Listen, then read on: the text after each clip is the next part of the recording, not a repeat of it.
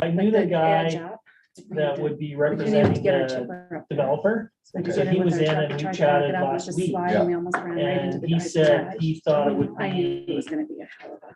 150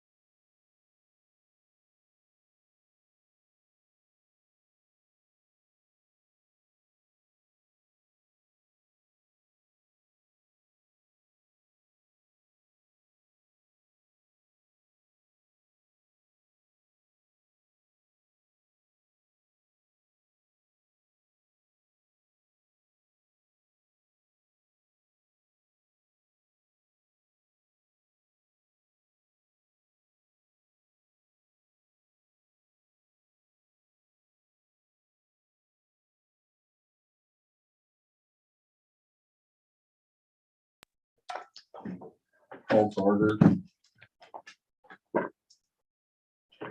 No time, is that my clock? 6:07. 6:07. Motion for the adoption of the agenda. Councilor Warwick, all in favor? Carried. Hey, Mr. Mayor, the goal tonight won't necessarily be to keep you here a long time. You just got the documents tonight. So what I want to do is go through this document. So when you first turn in document tonight, which is intended to capture kind of the major highlights on the revenue side, the expenditure side and the capital side, and go through that. Then my plan would be that you take the document home and look through it. Have any questions, concerns, ideas, opinions, then we'll get into that next Wednesday and go from there, if that sounds okay. Okay, so as you're aware, we're required to have a 3-year operating budget and a 5-year capital budget.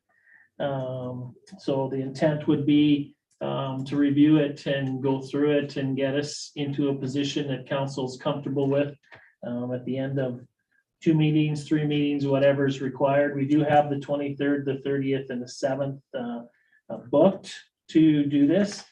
As the budget sits before you today, we're actually in a pretty decent situation right now for 23. We have a deficit of $46,196 as it sits right now.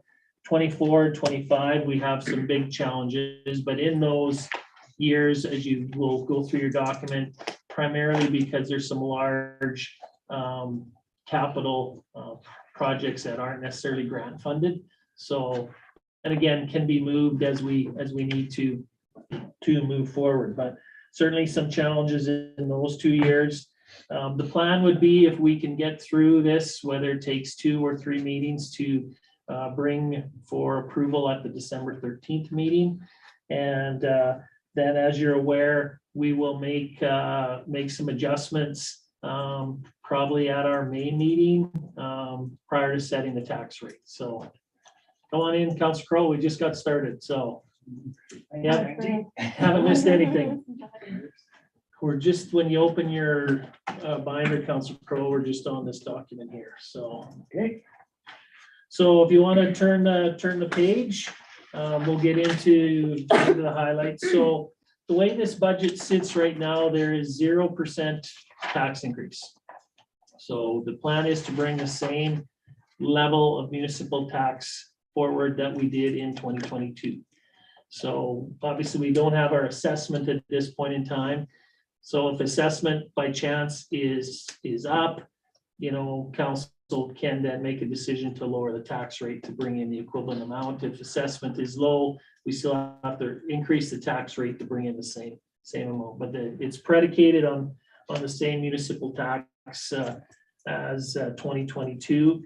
And just for information, every 1% of tax increase brings in approximately $28,000. Concession and franchise revenue. So those are the dollars we get from ATCO and Apex, and East Central Gas. We get a small portion from East Central Gas. So it's up significantly. So it's up to $536,000, which is good for us. It's not necessarily good for our residents. How does that go up significantly? Well, it goes up based on the revenues of the actual utility company. So if ATCO's revenue goes up, and we get 7.5% of what that revenue is. And I think we're all aware, retail prices have gone up depending if you're on a fixed market or not, and distribution and transmission have gone up. So we see the benefit of that.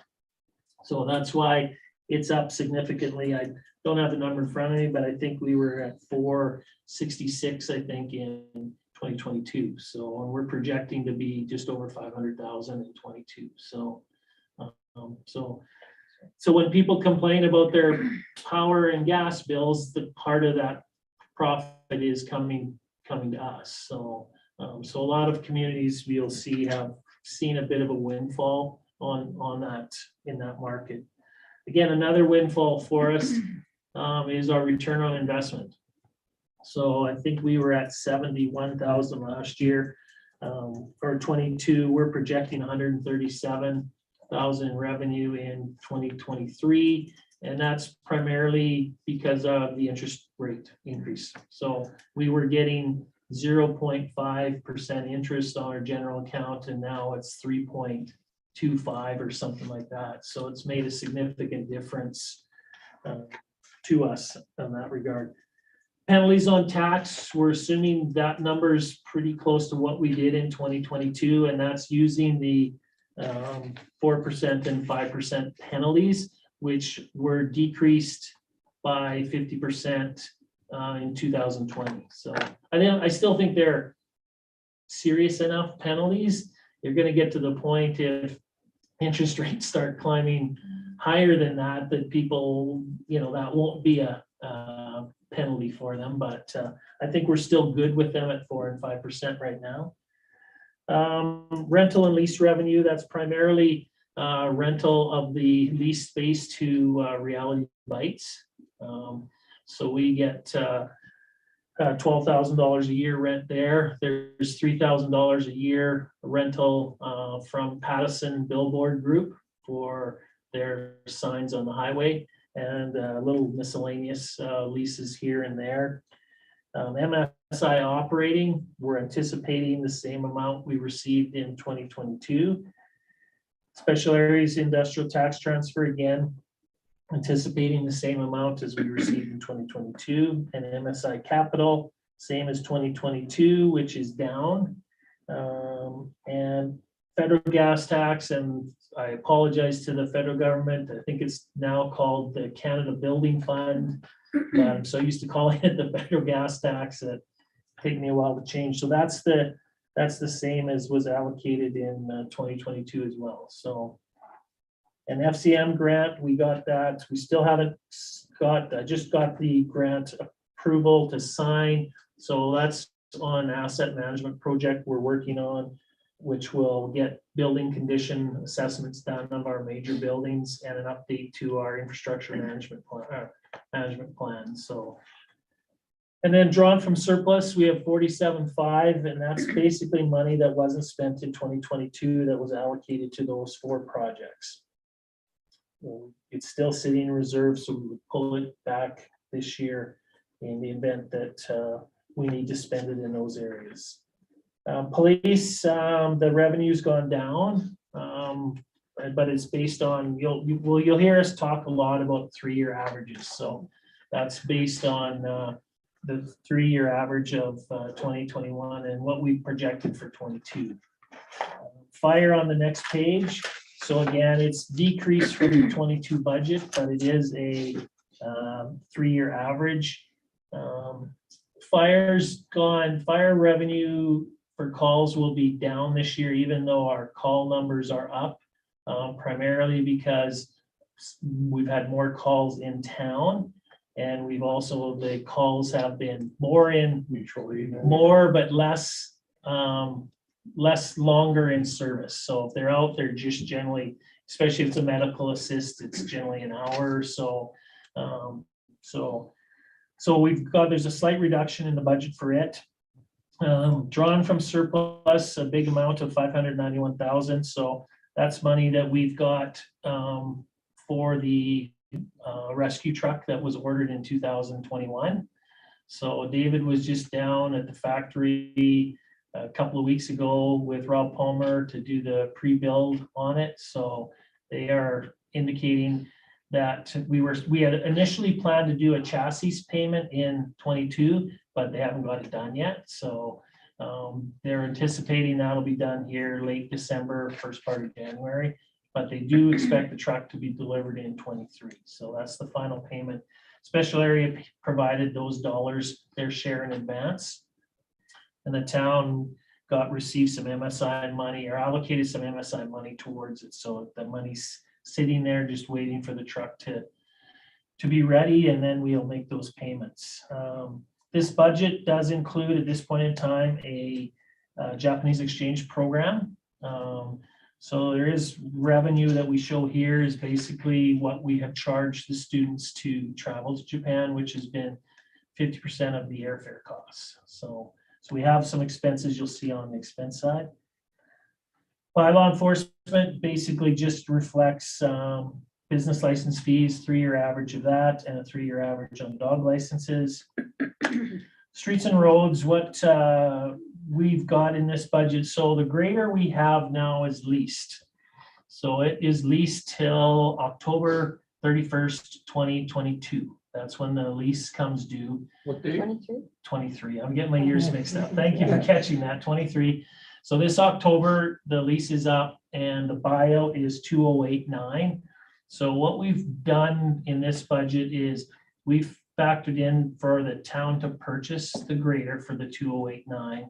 And we would bring that money in from surplus with the plan to, over the next 5 years, in our operating budget, to replace $40,000 a year to that reserve. So at the end of 5 years, it's back to where it was.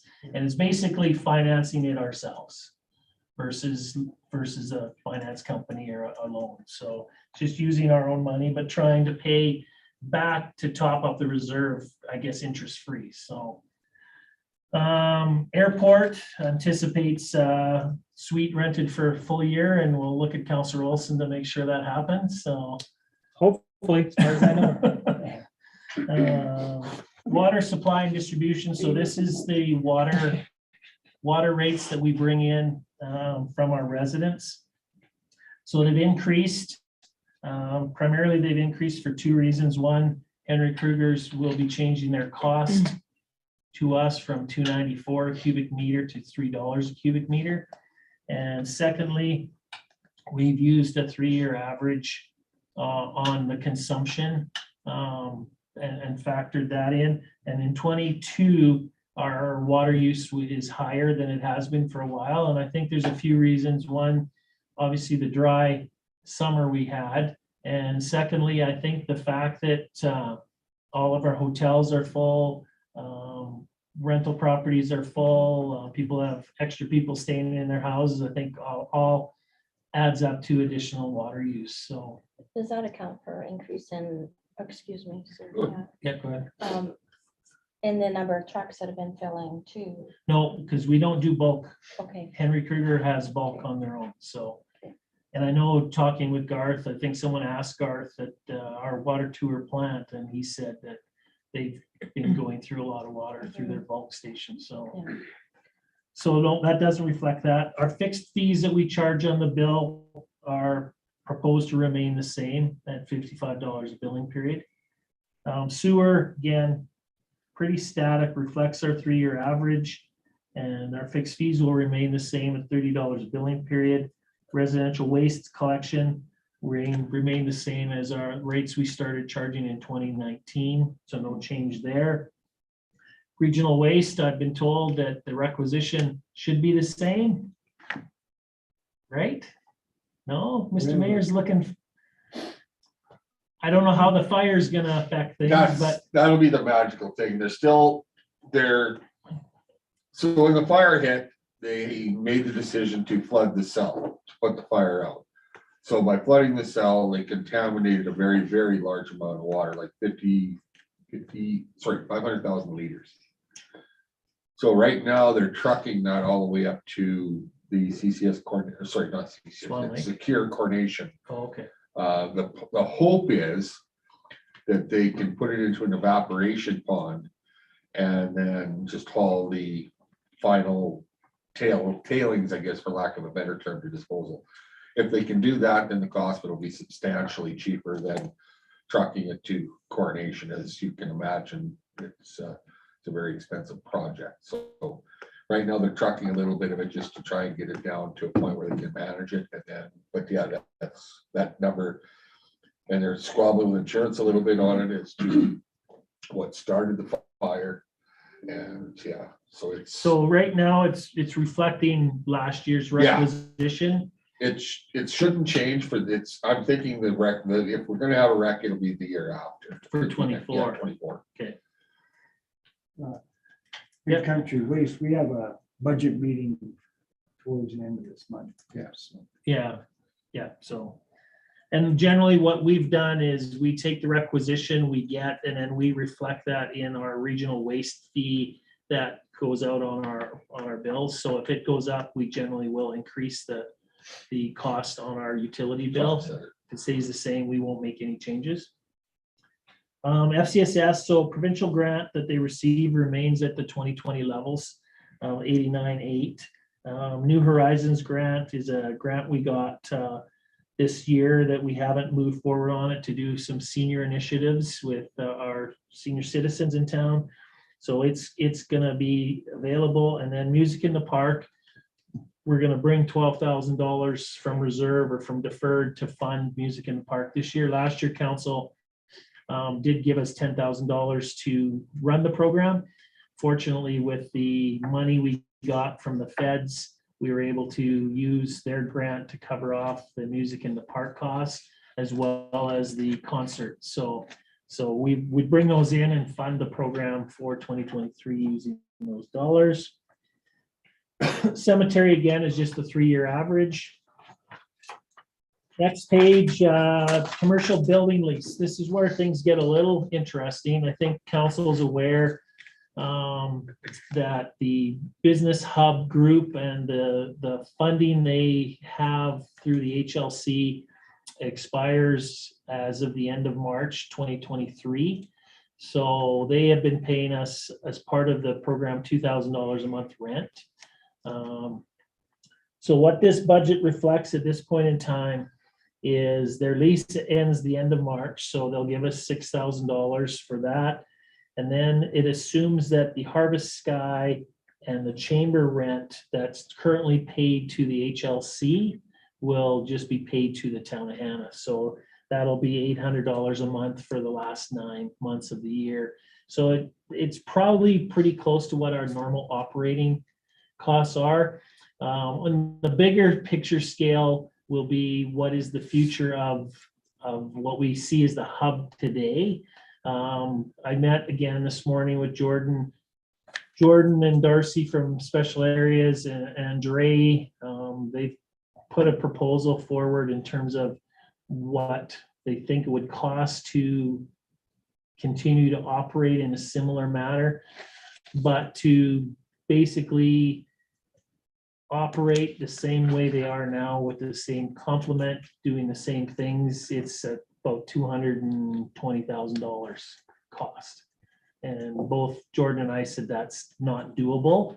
But we did indicate, and I said, I haven't talked to council about it, but I said, I believe there's some support for it, but it would have to be a much lower number and we'd have to look at a more detailed plan. So Mark Nakota and Dre are gonna put some more details to a plan and we'll chat about that again. So as we move forward, there's nothing in here additionally to what we pay Harvest Sky, but there may be a proposal that comes forward that would ask for more dollars and the rationale as to what those dollars would be used for. So BIC again, right now we're assuming that it's an HLC operation, I should say Lynx operation. But again, there's some things there that could happen if they've lost.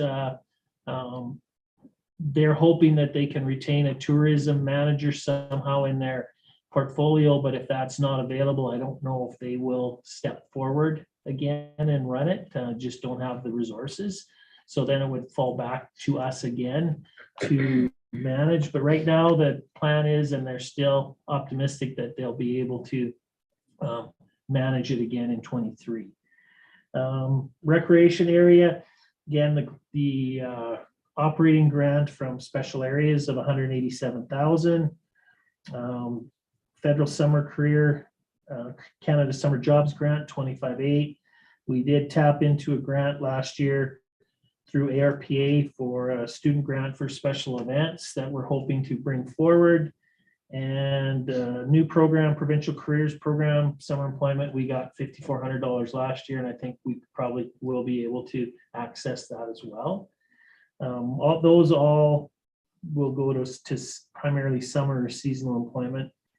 Swimming pool, I didn't break down. That's the net revenue that we'll bring in from lessons and drop-ins and punch cards and all of that.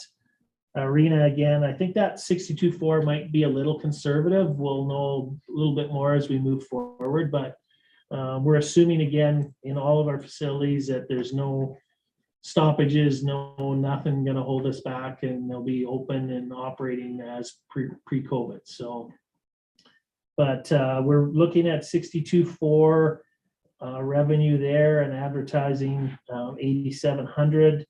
Curling rink, again, full season. Curling club pays the majority of that.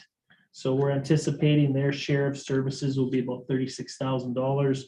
The other rental is farmers market, gun show, ladies auxiliary, hospital, those types of things. So, well, yeah, grads, normally we have one grad function in there. We did have a wedding in there last year, which was unique. Ball diamonds, again, assumes a full season. It's down a little bit, and that's primarily because our slow pitch group is smaller now. It kind of COVID did a number on that group, and so they've got less teams playing, and they haven't had anyone willing to volunteer and step up to run their slow pitch tournament at the end of the year. So it's down a little bit from normal. Fox Lake is up a bit. Again, it's a 3-year average. We don't want to go crazy because we had a good year this year. That's our target. So we've got a 3-year average there. Playground program, we bumped it up quite a bit. Last year, we did a full program, full days Monday to Thursday, half day Friday, and we had good results, good turnout. So this is less than the number we generated in 22, but we didn't want to again be at the top. So trying to be a little conservative. So that's an Epic? That's Epic, yeah. I should have probably called it Epic. That's what most people know it as. So soccer, again, assumes a normal season, and rates being the same as what they were. It'll be interesting. I haven't talked to anyone with soccer, but it'll be interesting to see what they might do in terms of with the new turf field. Well, I'm wondering too about lacrosse. Was there some discussion about lacrosse? Would they be using that field or not? Lacrosse will be indoor. Oh, Yeah. They'll be indoor if they get enough people and get it off the ground. That's in the arena, correct? That would be in the arena, kind of April, May, June-ish type thing. So that would be their season. So Centennial Place, again, 78,000 rentals, drop-ins, 10 lease agreements, 20 sponsorships, 19, and fitness center just under 30,000 is what we think we can bring in. Community center, again, we're using for our 3-year average here, we dropped out the COVID years. So we're using 18, 19, and 22. Our 22 year is down a little bit.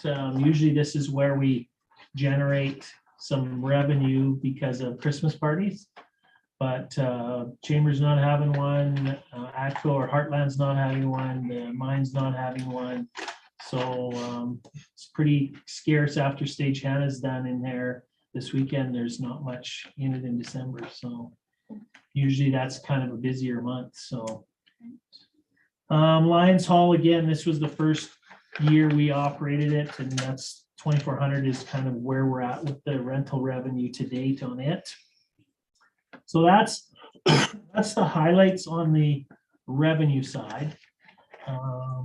Expenditure side, I'll try and walk through. We start with salaries because that's always a hot topic. So the reduction in full-time staff salary in this budget from 2022 is $7,650.91. So how did we get there? Obviously, as council's aware, there's no change to my compensation or my contract. It's the same. The budget does include, we've got across the board, and this is always a discussion for council, a 3% COLA. I did meet with regional CAOs about 3 weeks ago in Three Hills, and there was probably 20 or 25 there. And again, around the round table of that group was probably anywhere from 2.5 to 4.5 is what they were going to be going to their councils with. I haven't seen a ton. I know Coronation, according to the paper, just approved a 3.5% COLA recently for 23, but I haven't seen a lot or read a lot of any other places with a confirmed number yet. But we do have 3% in here. And just for your information, 1%, a 1% COLA represents a cost of about $10,877. So how we get there? So we have 7 staff that would get a grid step and a 3% COLA adjustment. So that's a cost of $25,000. We would have 6 staff that would be at the top of the grid. So they would only get a 3% COLA. So that's $12,000.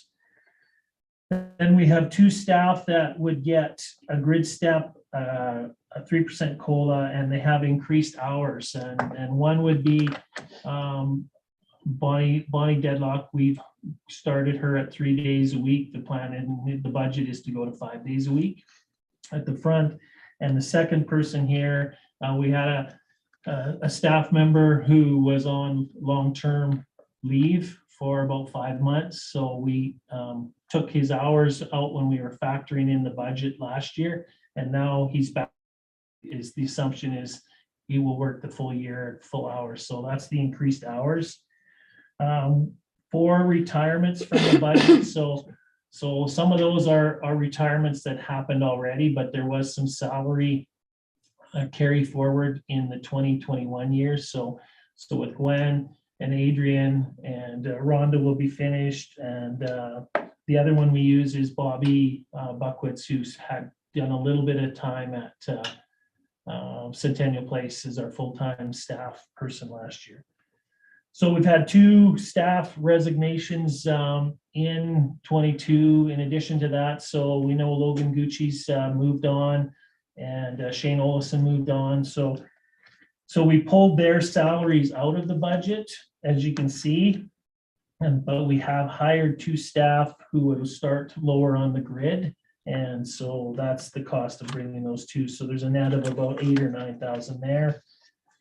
Seasonal positions just down below, they are projected to increase by 28,000. It's a little misleading from the fact that what we've done at Centennial Place is we did not fill the full-time role, full-time person role, and we've hired more casual staff to pick up those hours. So that's why there's an increase there.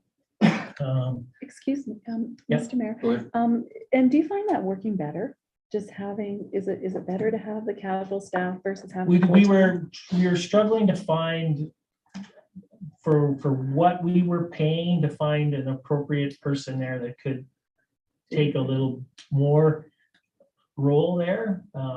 So what we've done, Raylene had worked there for many years and knows it very well. So what we basically have done is said, Raylene, you're going to kind of be our lead person there. So she stays on top of the staff that's there and puts the schedule together, makes sure that they're there, make sure they're working, make sure they're doing what they're doing. And it's been working well lately. We do have a young group there, but she's got a good relationship with them and she's been managing it. So if she has to go from here and go over there, that's not a problem. And if she even is set up, if she has to go in and fill in sometime and work there, she's set up and can access everything on our server that she can from here. So, Okay, awesome. Thank so you. yeah, Okay. it's we've had success there with a couple of people in that role, and not so good success with another couple. So, Yeah, okay, thank you. so that's where we're at. So,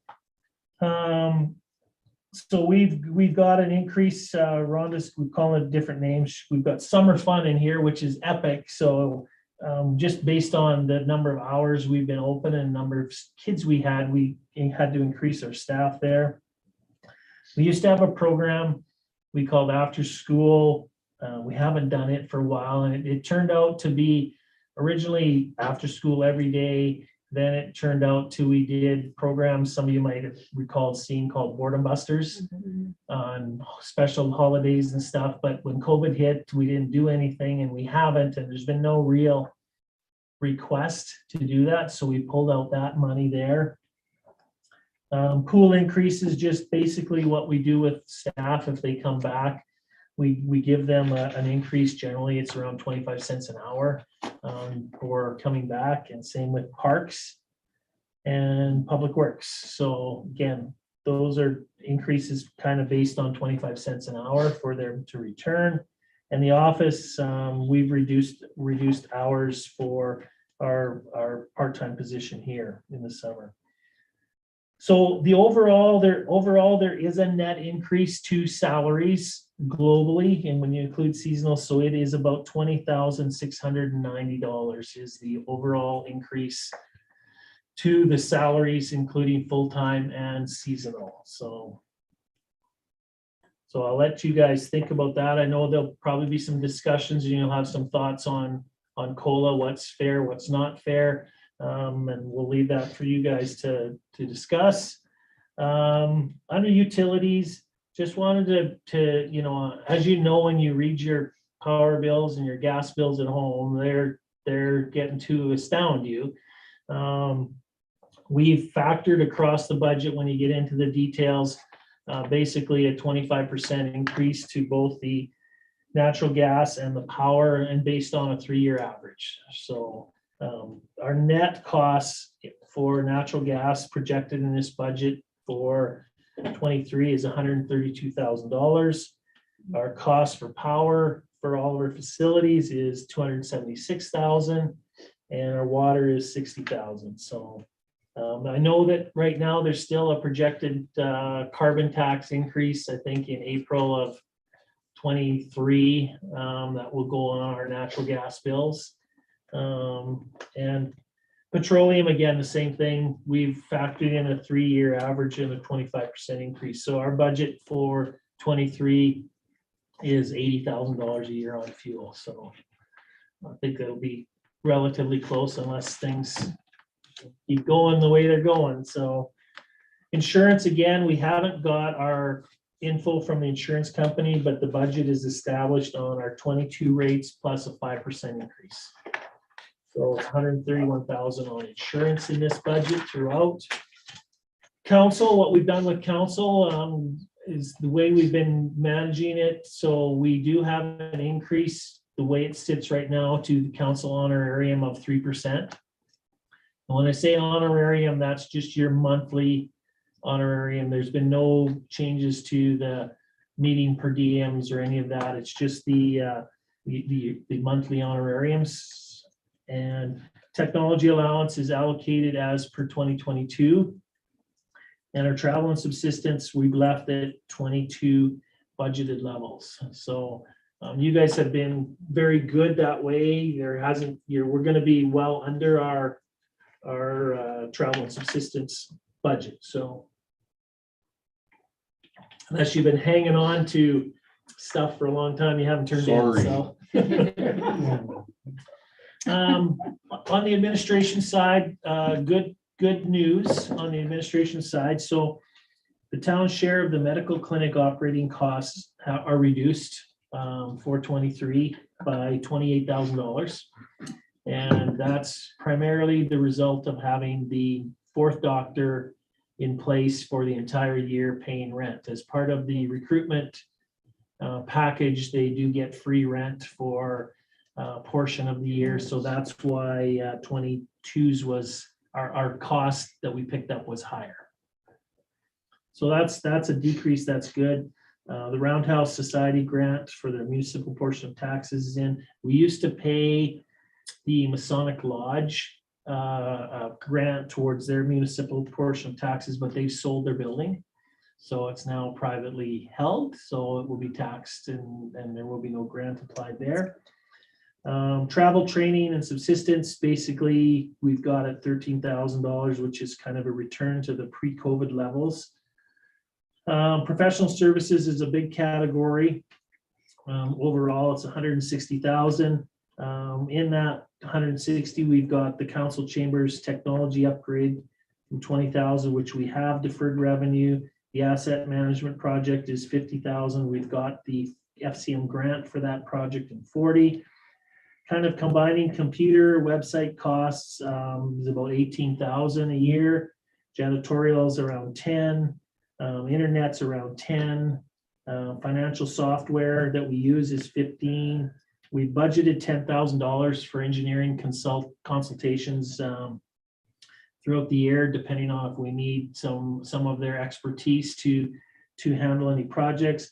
I do have $10,000 in the budget. This is new for project management. So if there's some projects that we're not getting to administratively that we need to, that we might be able to contract someone to do that, to get them off the books and get them done.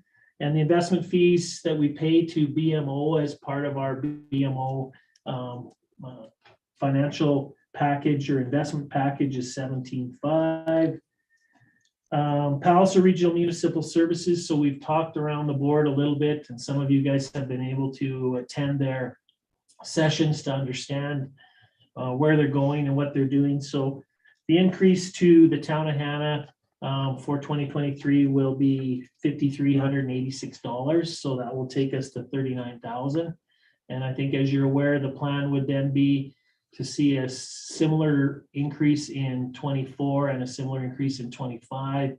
At the end of the day, brings us to about $50,000 as our share of Palliser. So I think it's a good plan. Nobody wants to pay more, but I think the way that Palliser's approached it, using reserves to buffer these next 2 years to get there, I think makes it a little more palatable. And I think I'm hoping, and I know Councillor Olson is hoping, that it'll go well. It'll go well when the final say comes from the board. And Yeah, there hasn't been much for Too much. resistance, honestly. It's been a pretty honest discussion as to why and the staged approach and yeah, so there's an increase built in here. So that 39 is what will be our requisition following the new funding formula.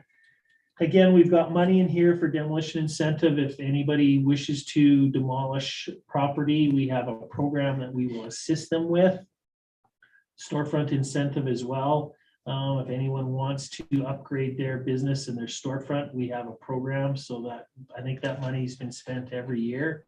I think it's been well received. And we have 10 in for tax incentive. If someone comes to us with a proposal in terms of wanting to build something or do something, it gives us some flexibility. Again, we talk Japanese student program. We saw the revenue on that side. This would be our anticipated expenses. So generally, the difference between the revenue is $3,000, which primarily comes down to our share of the airfare that we picked up in the past. And generally, we left $1,000 in the budget to have a welcome barbecue, gifts. They're big on gifts and being able to do that. So the challenge with the Japanese student program will be to get enthusiasm back from our students to A, want to travel to Japan as part of the program, and B, the other critical part, which is sometimes a challenge, is finding the homestay families. So Sure. if those two were easy things, this would be an easy program and a great program. So I know that Wauke is very interested in wanting to continue the program. So we do have some money in if we make the decision to go that way. Police, again, as we know, as per the new provincial requirement, our increase is going up another $24,000. So it's going to 96,000 will be our contribution in 2023. And the big hit in 2024, it goes to 148. So that's significantly 148 is 148 more than we did 3 years ago. So we've had to pick up in our budget. So fire, yeah, go ahead. Sorry.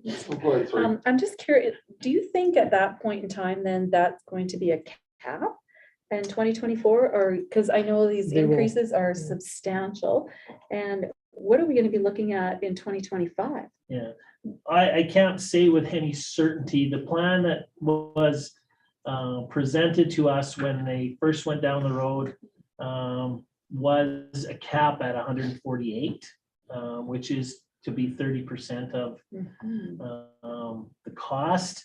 But again, now with the new leader and talk about a provincial police force, and I couldn't tell you exactly where it's gonna go. Hopefully it's not gonna go higher. And I think that there's a lot of pushback, and the province has been very sensitive to communities. There's been some communities who have tried to put it down on their tax notices as a requisition, and they have not allowed it. Because they basically don't want to be branded with the brush that cost was because of them. So, but yeah, I'm hoping 148 would be max, but now with a new leader and how things are going and a provincial police force, your guess is as good as mine, what's gonna I'm just curious. happen Thank down you. the road. So fire department, again, the remuneration to the firefighters is based on a 3-year average. I have had discussions with the fire chief. His contract expires at the end of this year. So I do plan on bringing a new contract proposal to council at our December meeting, but it does include an increase of $5,400. So that's built into the budget right now.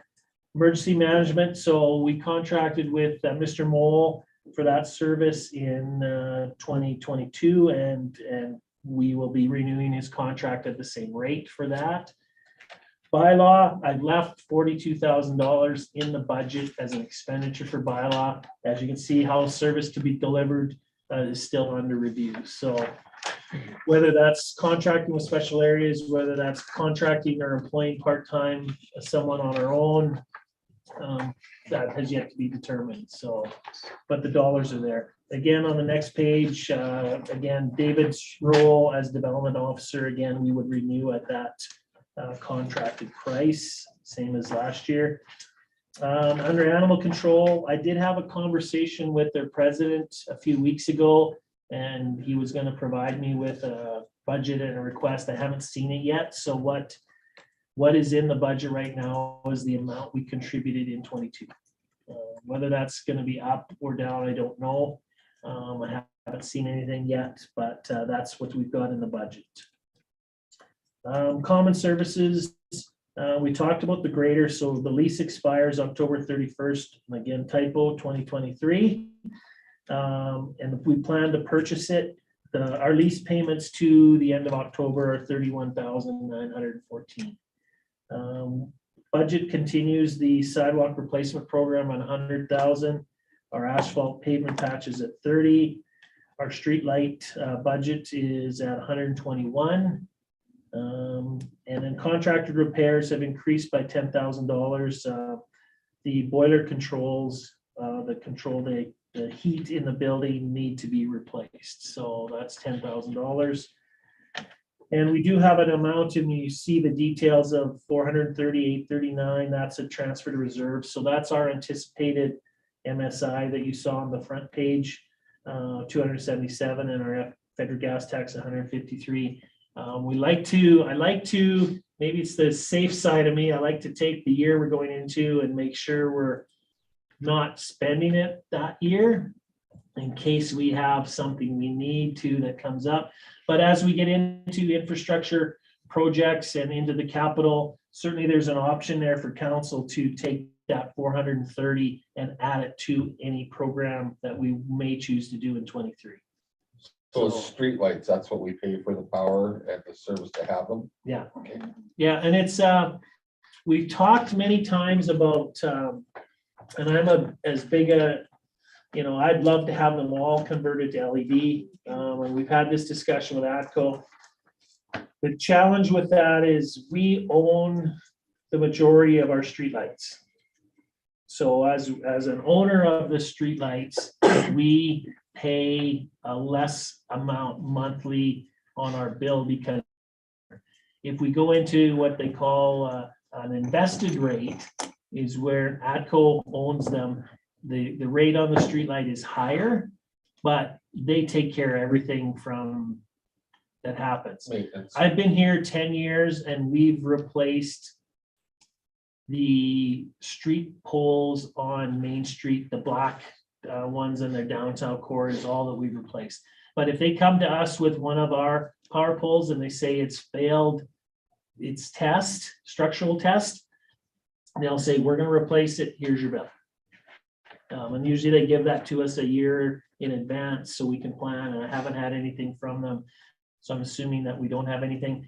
If we converted all our lights to solar or to LED, obviously our power would reduce, but then we all have to go on the invested rate for all of them. So then we figured it out, and it was an extra $70,000 a year cost to the town. It does take the liability out of our hands in terms of having to do any capital or repairs.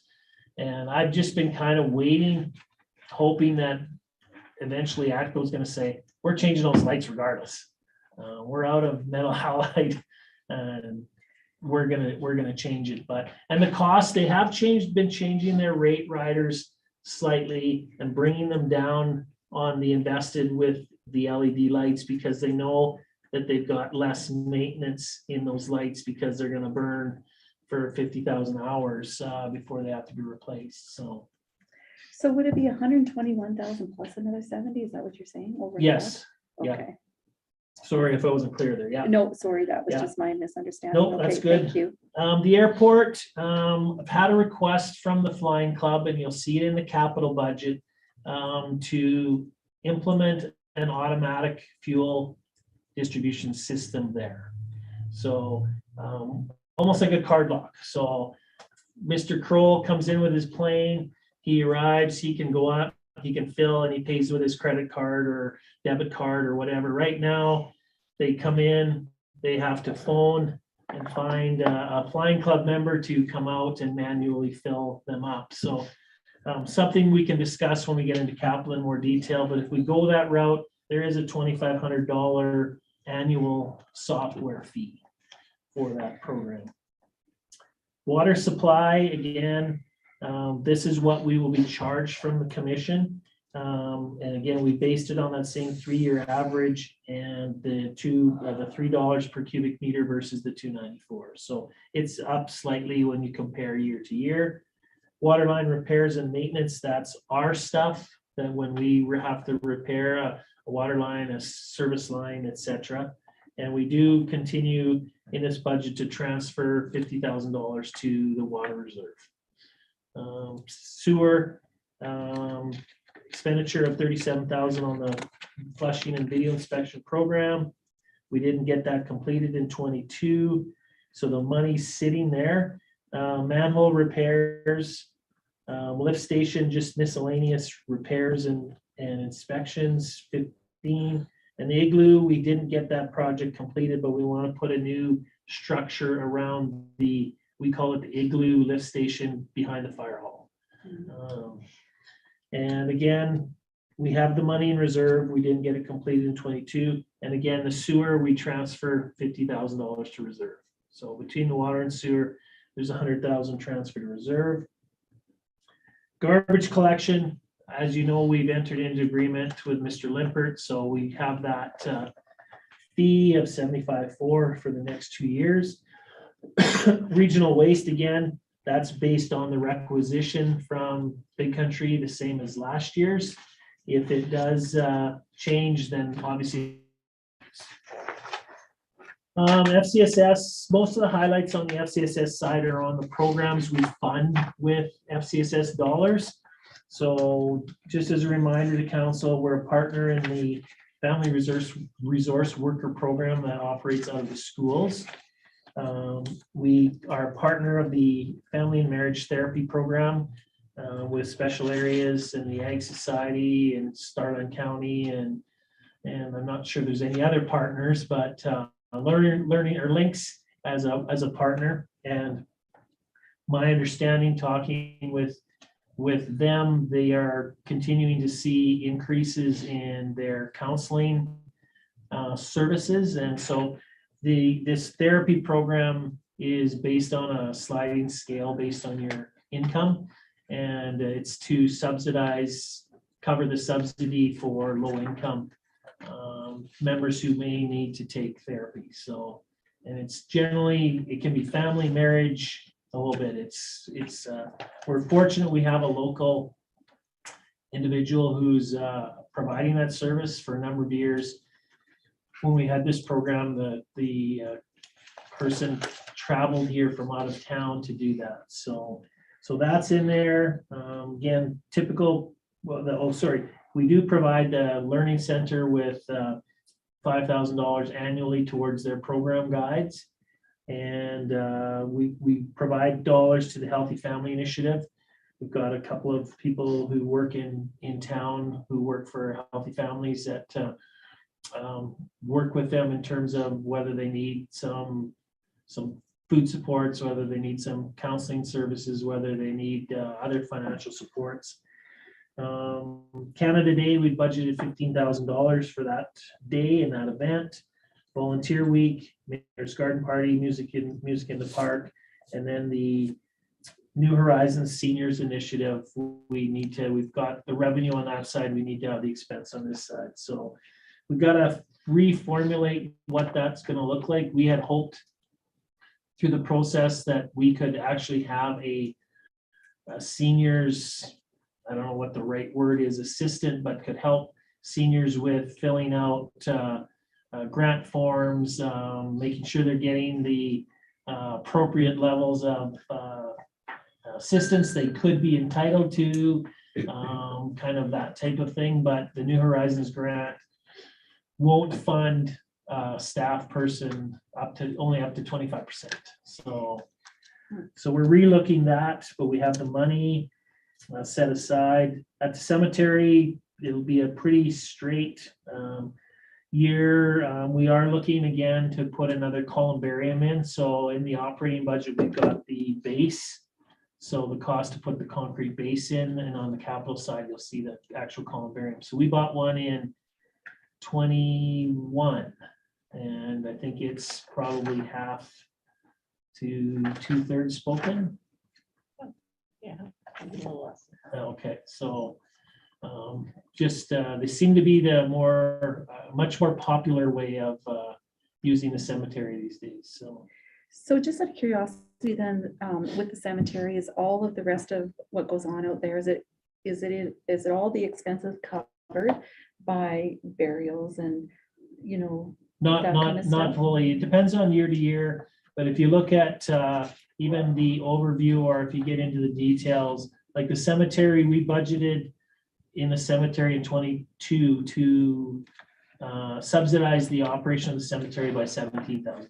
Okay, And this year it's 43,000, but 25 of that will be a new columbarium. So it generally doesn't, and what we put out there is the biggest portion of what we put out there will be just staff time. So whether it's our people cutting the grass and weed whipping or being a part of the burials, digging a grave. And we've in the past, if locals have noticed that their cover has deteriorated or is in poor condition, we've offered, based on their permission, to remove it and dispose of it. We've got some out there that are not very good condition, but there's no family, there's no connection, so we haven't gone out to remove anything without anybody's permission. But I think the bylaw actually, it says we can if we need to, but we haven't to date. So that's the cemetery. Commercial office building, as we talked about before, since we took the building over, we've been getting $24,000 a year in revenue, and it's been costing us probably on average $14,000 a year to pay the utilities, insurance, all those types of things. So we've taken that money that we've generated there, the difference between the revenue and the expense, and we've put that into reserve. We knew somewhere along the line, we will have to replace the furnace, the hot water tank, and the air conditioner. And the big ticket one would be the roof. So when the Learning Center got their funds to open the hub and they redid it, like I said, it's almost a brand new building except for those three things and the roof. So we've tried to put the money away so that if we have to, we've got it. So right now we're saying we are going to replace the furnace, the hot water tank, and the air conditioner. And if we do, we bring the money from reserves. I'm letting it go as long as we can until a time that the furnace isn't working or the air conditioner isn't working, and we'll replace that hot water tank at that time. The roof, knock on wood, has been okay, but it has aged, and it will need to be done here probably in the next few years at the maximum. So I get the theory of the furnace and AC unit waiting till they expire, but the hot water tank is a little riskier. To just yeah, I thought that wait one was till the it- less risky.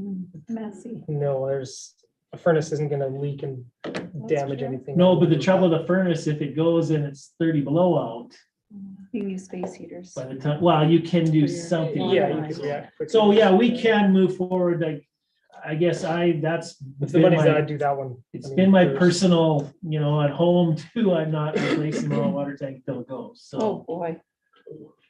you replace it Yes, just because you think you should? yes. I think if you get it. Have you checked- I ever would had do it? Kim. Have you had them flood? Do you have a Well, drain? Is no, there a yeah. drain system by Yeah. them? Unless Yeah. you have them, a lot of the houses Yeah. don't have that setup. No. It's a disaster. So it can be, yeah. If the bottom goes out or, yeah.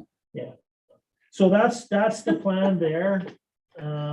We have to have that. once. We do have in the business tourism section, I guess I could have put a space in there. So we do have $2,500 in the budget for a new Nickelback mural.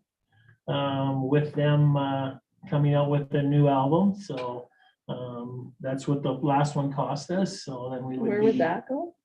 We'd Do we have a probably space? try and find space around the curling rink arena area. We might have to be more on the backside, but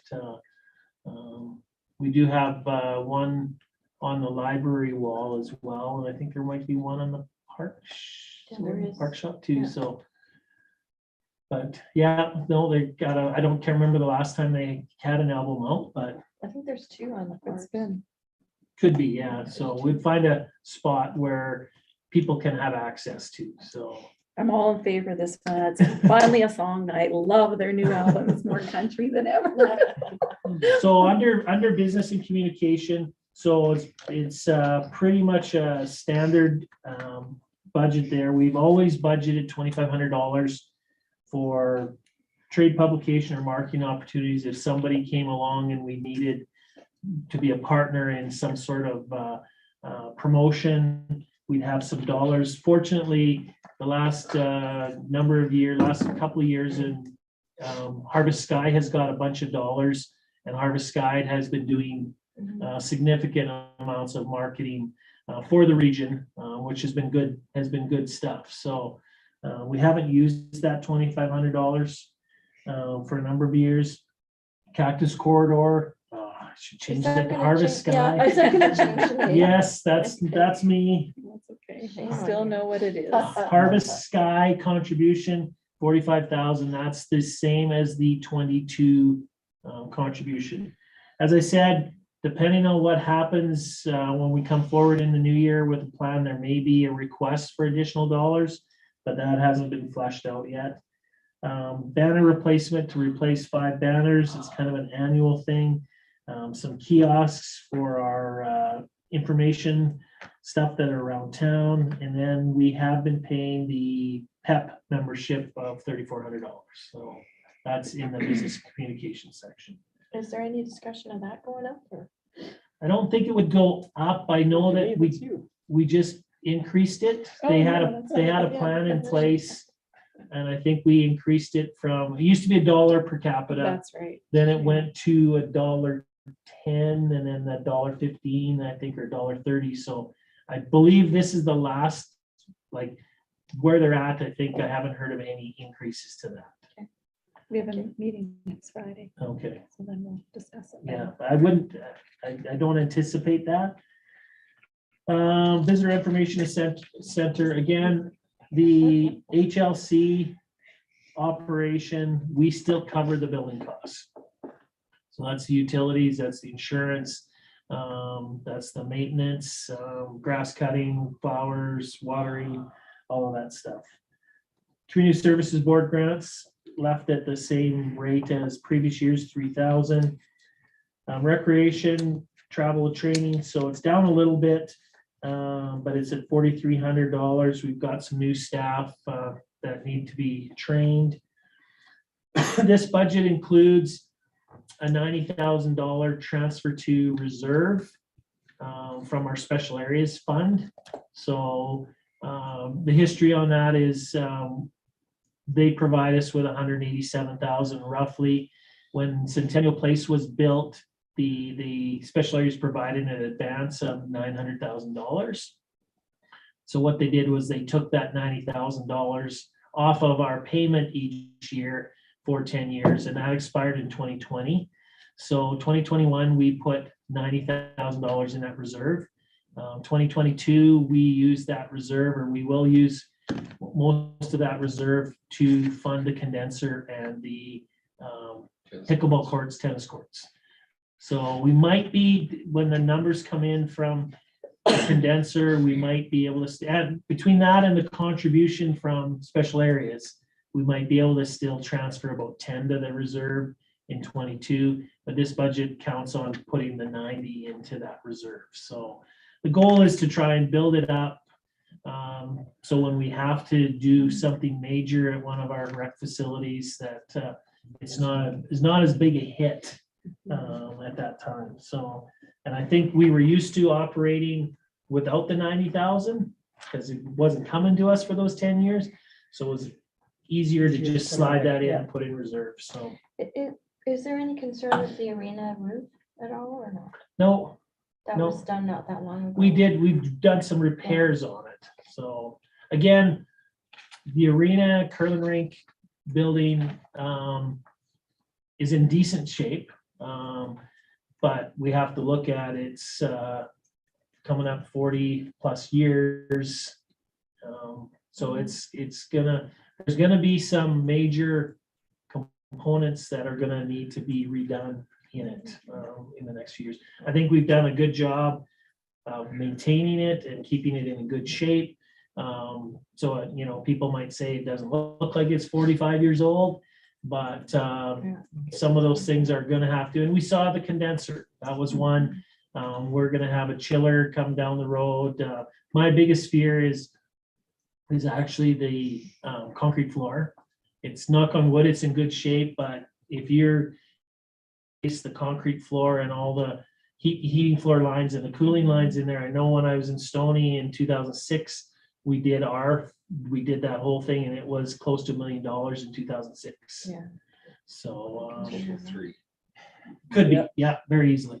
So that's the building that scares me the most in the entire town is, you know, that building, if something happened to it and it had to be replaced, I'm guessing that that's a $20 million, $25 million hit today's dollars.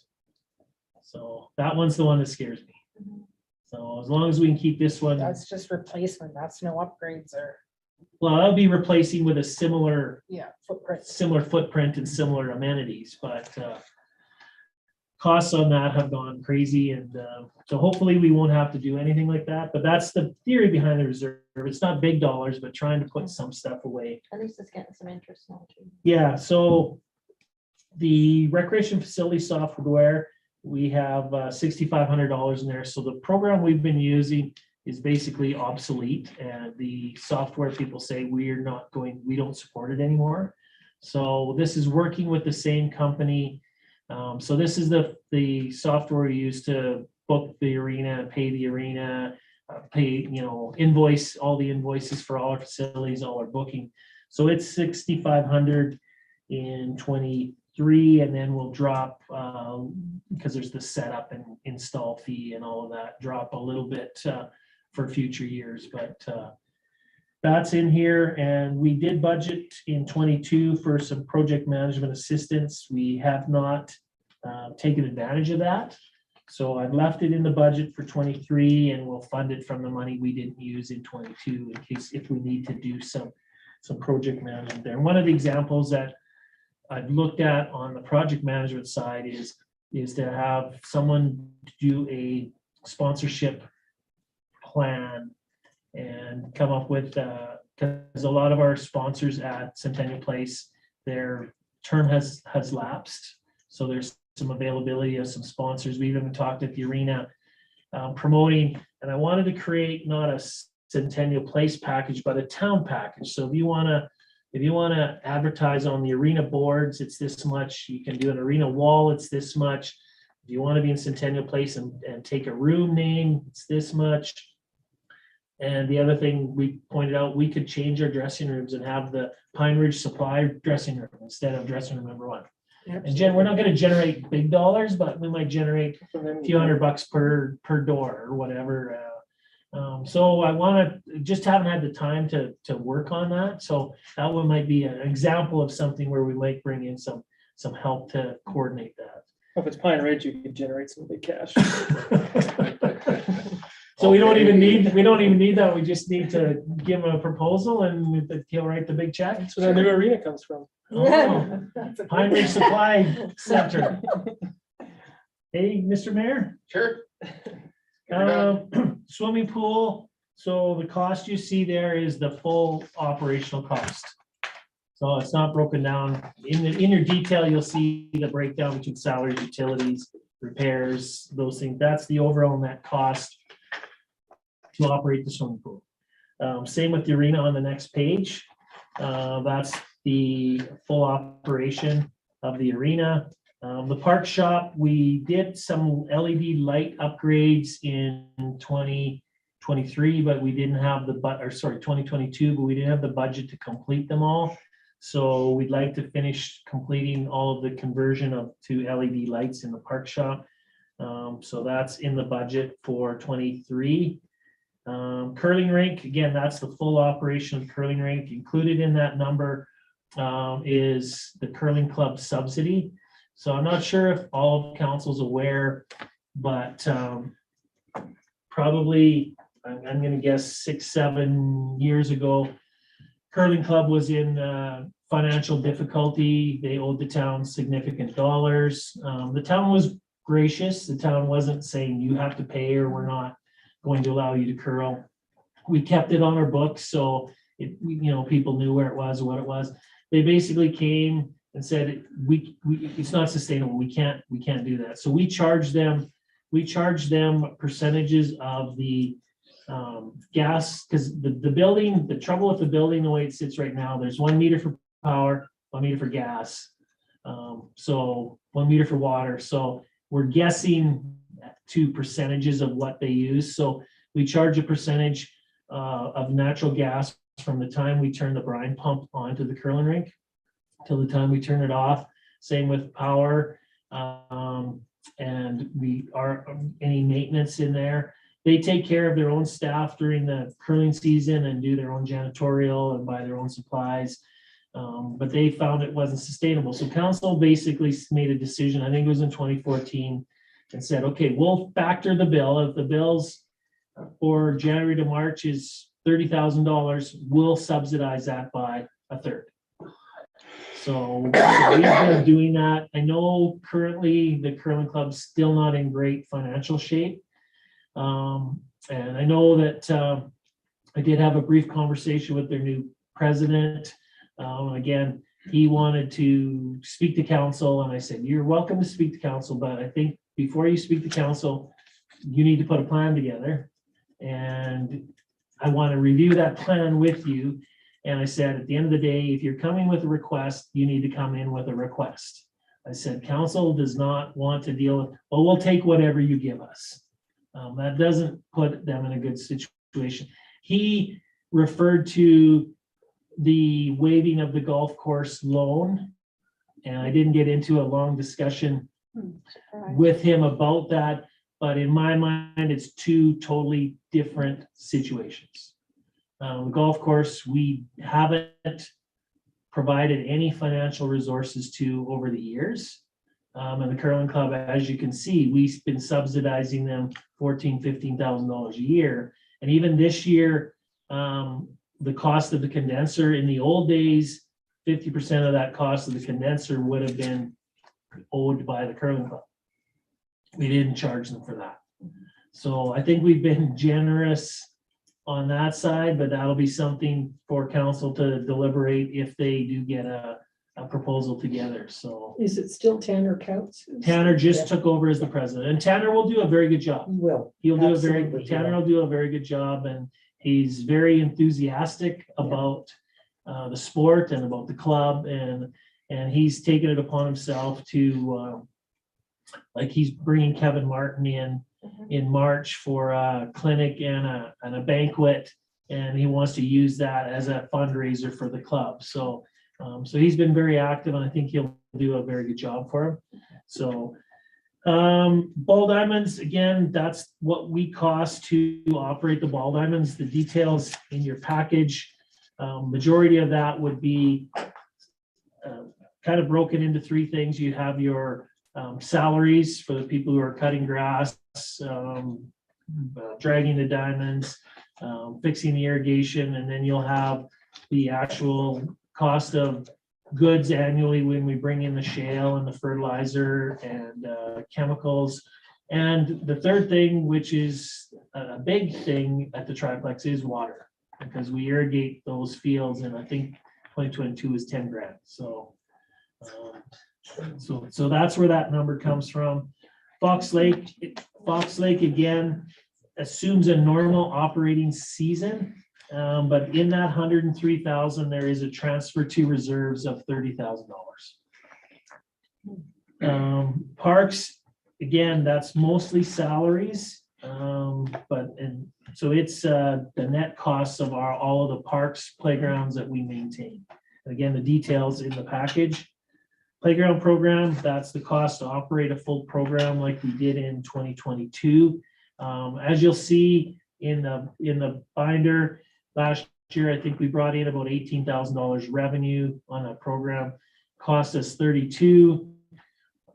But what's not factored into that is the grant we got for the students who work there. It goes into we don't break it down that fine, so it's part of that Canada summer job amount in recreation administration. So, but there is a cost to that program. Communities in Bloom, as we're aware right now, there's no program. The committee's disbanded, so there's no money in this budget for anything on Communities in Bloom. Spray Park, and that's just basically what we've kind of determined to be our normal costs of operating that system for a year. Hector King Hunter Park, same thing there. A good chunk of it is salaries, but there is again, water's a big one there for the irrigation of the park. Soccer fields, normal season, and soccer and ball kind of get a little mixed up. I don't think sometimes on the salary side, the staff fill in their timesheets as accurately as they should when they go to the triplex. I think it's more, oh, we're at the ball diamond for 3 hours. Well, they might have been the ball diamonds for 2 and soccer for 1, but needless to say, it doesn't change anything. Museum, so as you might be aware, we have been providing them an operating grant since 2020, I believe. We reduced it in 21 to 7,000. We've left it at 7,000 for this budget, but we also pay the power and the gas bills for the museum. So total in this budget, the total, people say we don't support the museum.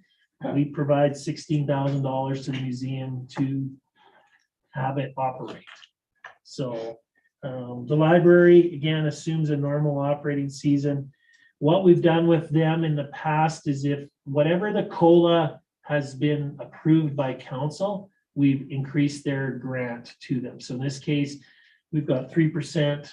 So the library would see an increase of $2,800 to a total of $70,800 from us. So that $70,800 is part of the 113. And I think there's 70 there. I think Marigold's around 20. And I think the rest are just building costs. So Centennial Place, again, only difference here, it's assuming a full year's operation. Normally what we do is we transfer $6,000 to the fitness equipment reserve. Working with Kevin, we've got a couple of pieces this year that need to be replaced on the recommendation of the fitness equipment people. One being a cable machine that's broke a few times, and one being a leg lift machine. According to the equipment people, we've been fortunate because the equipment, the leg lift machine and the cable machine are residential home style. They're not commercial grade. So they're recommending for liability purposes, we should replace those. So to replace those two pieces of equipment, it's $17,000. So we've got that built in the budget, but we did not make a transfer to the reserve in this budget. So just to just curious, soften then that blow. that gym there is owned now and operated 100% by the town? It's always been owned by the town. Okay, Um, but the operation of it? There used to was- be a Hanna Fitness Center Association who originally, when the building was built, they kind of managed it and operated it but they kind of went by the wayside, and I think last year, the group that was still there had disbanded. Oh, I see. We used to pay them an honorarium for their work there, $2,500, so that's not in the budget anymore, so. I see. Okay, thank you. But now it's totally operated by ourselves. Okay. Community center, again, the full operational cost of the community center for the year is $72,000.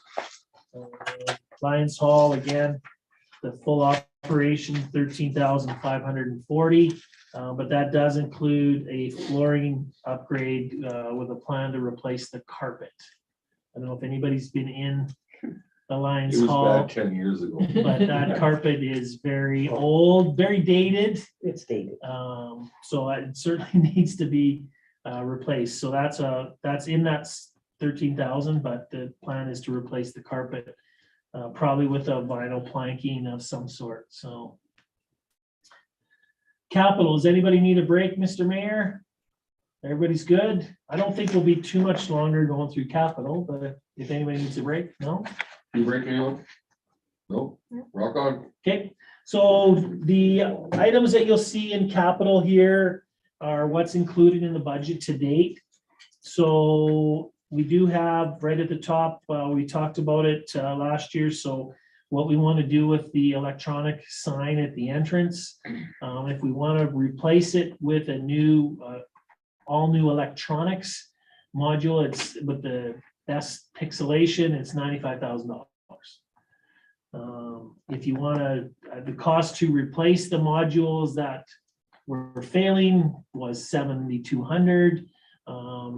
So again, or we just leave it like that. That's a decision of council, but if you want to replace it and have it fully operational to the best of its ability, it's $95,000. Fire department, most of the stuff there is pretty standard. And just so you're aware, the capital costs, what you see there are shared with special areas 50-50.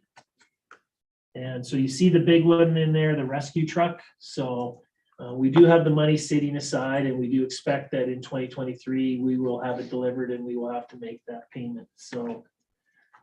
Excuse me. yeah. So these values are the total value, or they are 50-50 share? Those are the total value. Thank you. And then in this budget, we have a couple of trucks, one in Public Works. And this one, depending on what we do with bylaw, if we go down that road, that one could probably slip into Public Works, and maybe we could take the former bylaw truck and move it out of their fleet and use it if that's a concern. I think it's a 2011, the previous truck, so. About like 51,000 kilometers. I didn't bring those numbers with me, but we will provide you with those numbers on all of the miles for all of the vehicles, so. Streets and roads, so we've got some big dollars in capital here. So the 1.175 infrastructure project for downtown, that would represent the town's matching portion of a complete redo of the downtown core blocks. So that would be, and that's the grant I'm working with Prairie's Can on in terms of getting that, the coal transition infrastructure money for. So it's a redo of storm, sanitary, water, reconstruction of the road, and then the nice stuff on the surface with the wider sidewalks, the bulbs on the intersection corners, the pedestrian lighting, the benches, the trees, kind of following that concept plan that was done by 818 a year ago. So we have to match that with 25%. So it's like a $6 million project. So we were hoping to get about 4.5 out of 4 to 4.5 out of Prairie's Can. So for the downtown core, which blocks? It's primarily focused on the 3 blocks from this corner. So it would also include the post office block, but just the post office block is more just the underground street portion. It's not the wider sidewalks and the pedestrian lighting and benches and stuff. So it's not a lot. And that's where infrastructure, you're probably looking just on the underground alone on $1 million a block. So again, that's predisposed on getting the money from Prairie's Can.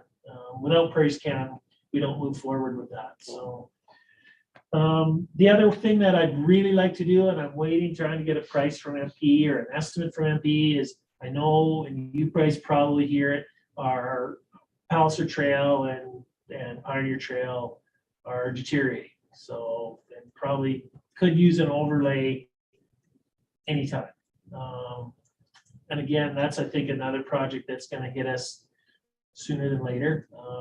And I'm trying to get a price on that so that we can factor that in and council can deal with that.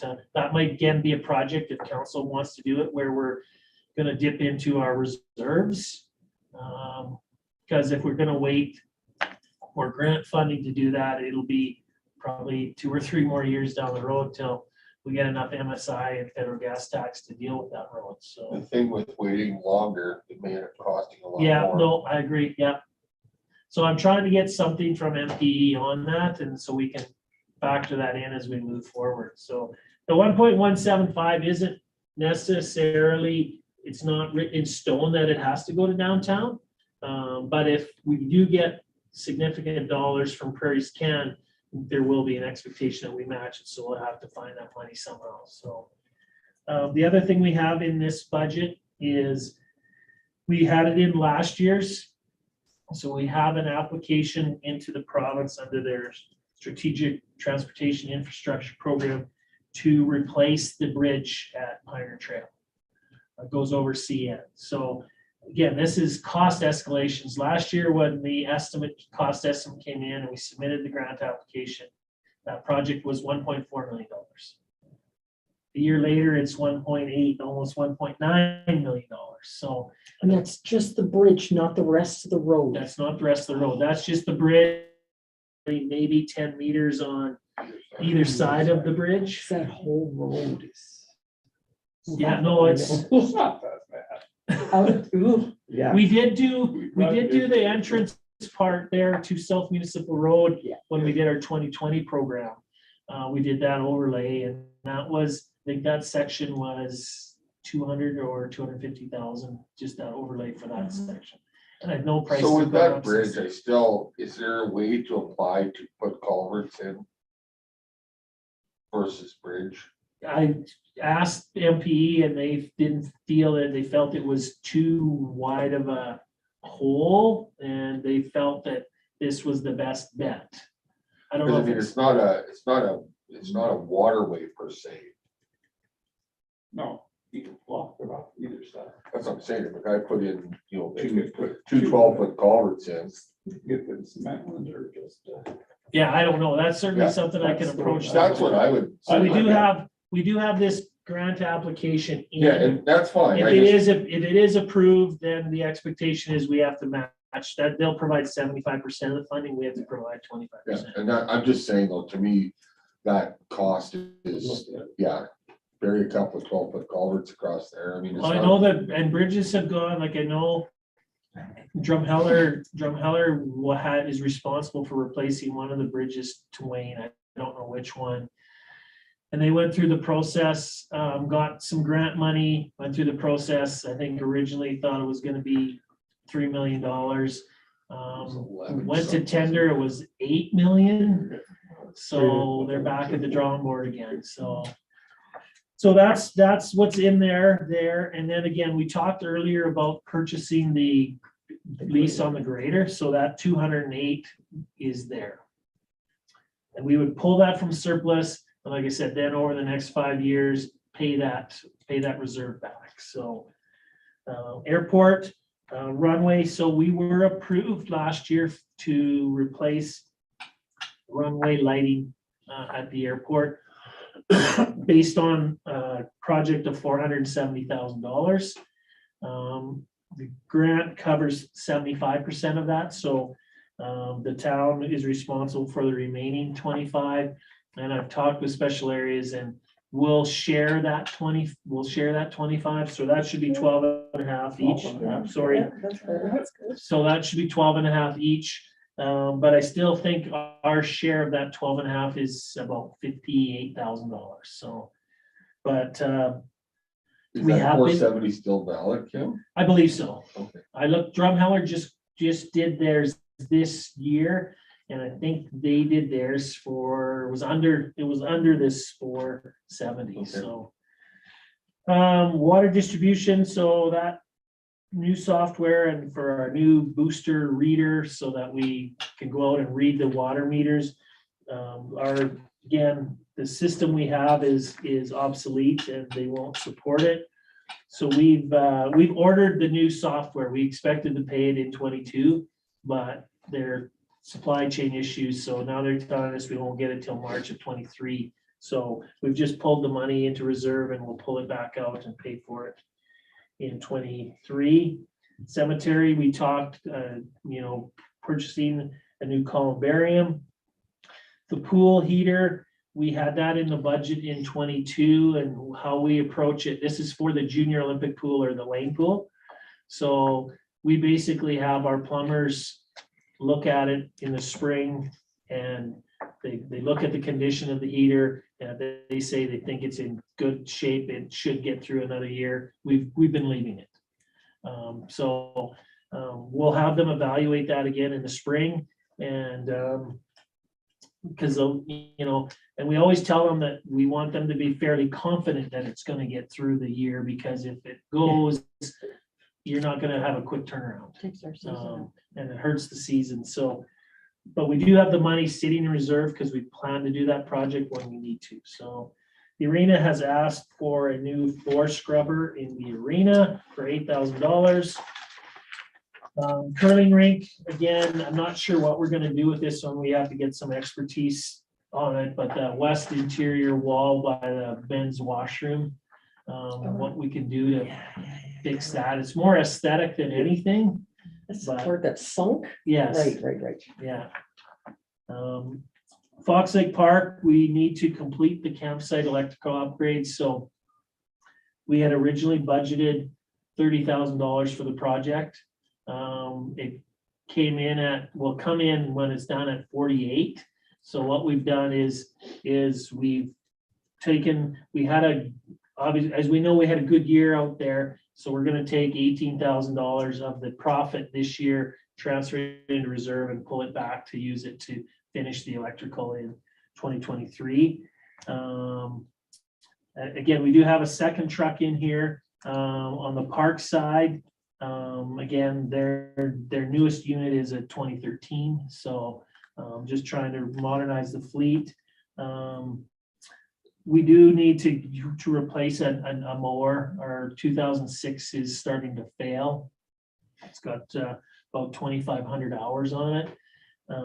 So that's there. And the skateboard park upgrades, I've got it in the budget. We did budget $25,000 last year, and it will be moved to reserves. So if we get a group or some people together who have some thoughts and ideas on what that looks, I think we dropped the ball a little bit last year, and I didn't think about it early enough. One of the concerns that I've heard is just the smoothness of the asphalt. Like, we could have probably, and so at minimum, what we might be able to do in 23 is when we have an asphalt paving company in town, Resurface it. is just put a thin layer over top of that to smooth it out. I think that I would be hear a the huge complaint start. about the rough, it's rough. A lot of kids that use it, I'm surprised. So that's there. And the library, again, another project we're not sure what to do with, but if you go by the library on the north side, the alley was paved. There's no drainage, and it's right up to the wall of the library, and underneath the windows, there's wooden trams or whatever that are starting to deteriorate. So somehow if we can either redo that or get the water away from there. So that's a project. Again, that money's in deferred revenue. So Mr. Mayor, that's all I have. I guess my plan was not necessarily to keep you here late, but I wanted to give you kind of an overview of the highlights in each of the areas. In your package, when you take it home, there will be a section on the overview. So similar to what you get in your monthly packages, it'll tell you revenue for that particular section, the costs and what the net, whether it's a net positive or a net negative. So you'll have the overview there for 23. The numbers you'll see in your budget for 22 are, you can't necessarily hang your hat on all of those numbers. We've tried to, as we went through, tried to project costs to the end of the year. So they're not necessarily actual, but they're projections. You'll also have the detailed information on the revenue. So line by line, you can go through, you can compare what was budgeted in 22 to what's budgeted in 23 and what the projected actual is. And then you'll have a section on expenditures that will be the same. That will give you the detail line by line, and at the bottom, the costs overall for each section. So what I would ask council to do, the other thing you have is there's at the very back, there's sorry, I forgot the capital. So there's more detail on the capital side, especially in future years. And then there is a 1-page at the end on our utility system. So we try to, people think that our utility system, we just tax for. We try and operate our utility system as a system. So what we collect on our user fees from our water and sewer and garbage rates offset the costs of operating the service. So that'll give you kind of a breakdown on where we're at. If people think we're charging too much, that'll show them where, where the costs are and that we're not charging too much.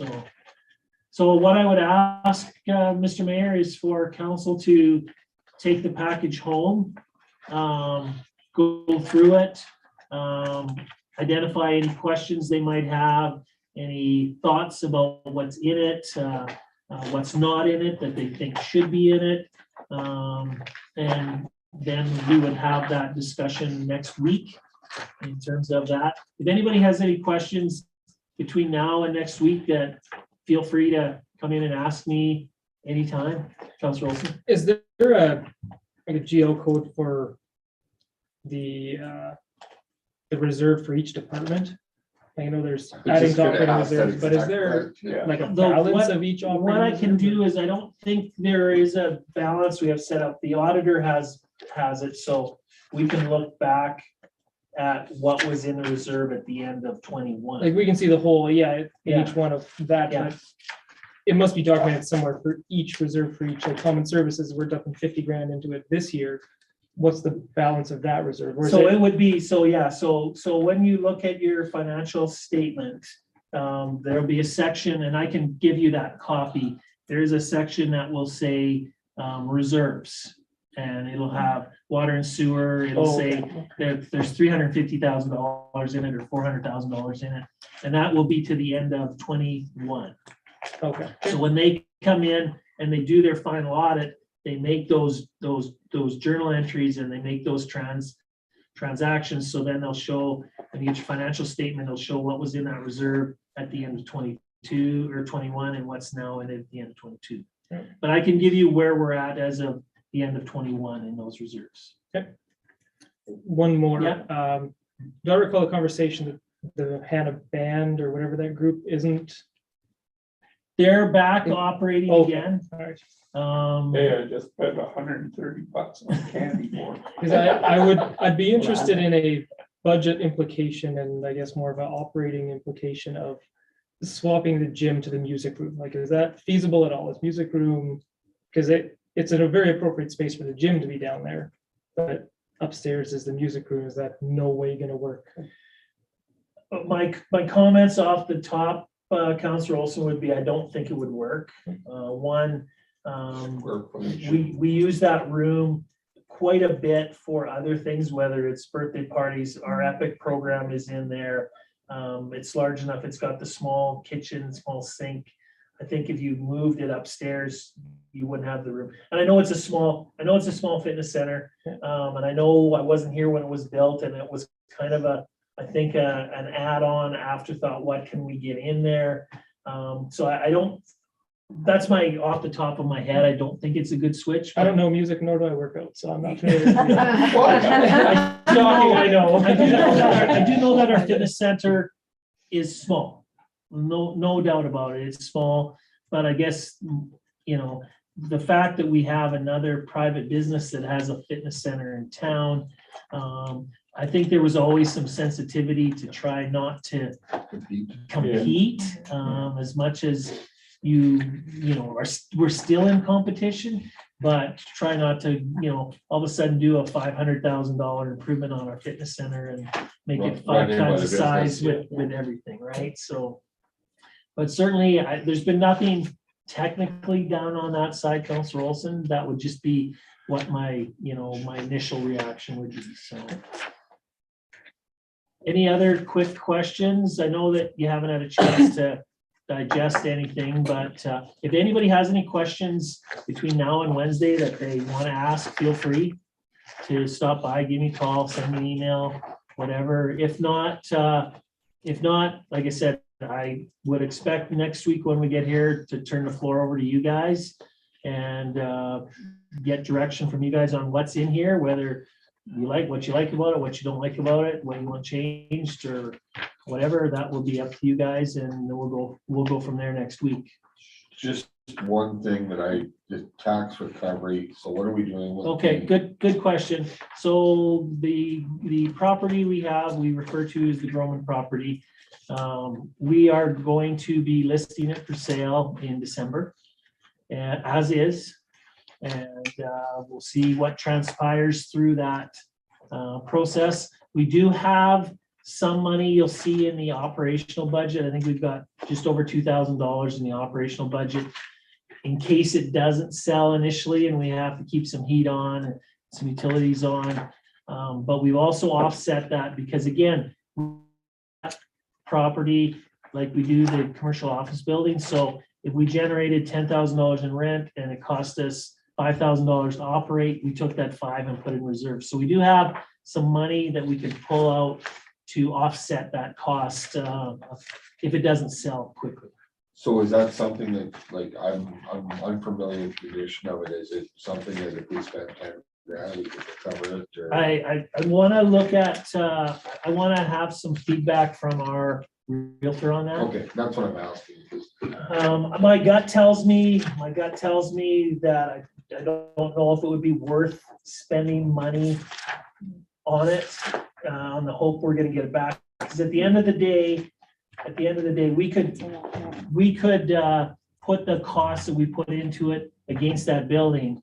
But anything we sell it for more than that, the owner or the owner's family can ask for that back. All that we can keep is any unpaid taxes or any unpaid costs that are associated with that building.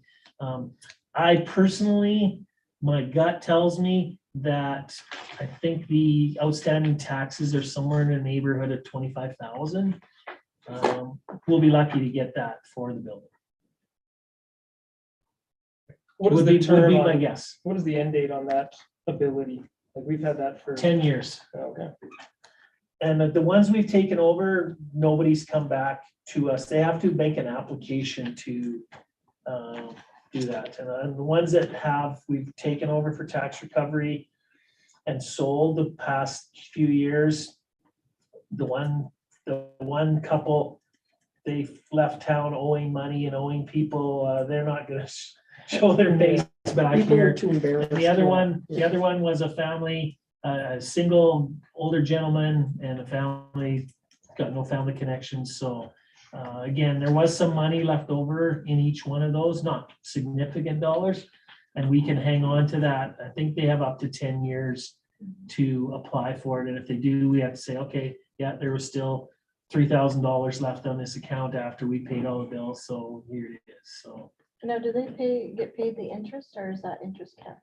Or is that? No, there's no interest on that. It would just be what's owed, so. What's Yeah, but remaining left over. whatever. We wouldn't track the interest and say, okay, there was $3,000 there, now with interest it's 4, we would give them the 3, Okay, so. yeah, okay. So that's always an option. I think with this one, having family here, they would certainly be looking, if there was any profit there, they would be looking for it, so. Yeah. Make sure administrative fees are included too, because that's, Yeah, it's a tremendous amount of but managing. I haven't been in the building for a couple of years, but just what I've been told, I'm not anticipating that it's, whoever buys it is gonna have to invest significant amount of money to get it to, like, it's got a garage, it's got, a decent sized house, but and we haven't spent any money on it in the last few years, and we haven't been in it, and the owner has not taken care of it, so. Gonna The say, we're renter gonna have to has not spend taken some care money of on some cleanup, or did we get that done?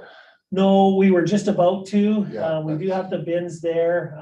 The family, we've given the family the ability to go in the building, and we said, if there's something there you want, take it. If you can help us while you're in there and you see some junk as you're going through, if you threw it in the bins, we would certainly appreciate that, because it's less somebody else will have to do. And I know my staff is not looking forward to have it. I said to them, well, you need to go in there and clean that up. They're not looking forward to that, so. So I think my gut tells me, but I will have Mr. Wallace confirm. I gave the Groman family a little bit of time to get stuff out, but when we get into December, I'll have Mr. Wallace go in, take a look at it, give me his opinion on what would be the best move to make it saleable, and whether, if he says, yeah, if you put some, do this and this, you'll get that back.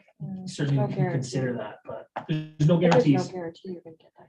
And is there a consideration that we don't use our staff to do the Well, job that's there? I mean. well, there is obviously is that consideration. It's just the challenge is when you bring someone else in to do that, then there's dollars involved that you may not get back out at the end of the day. So I think the best and easiest is as is.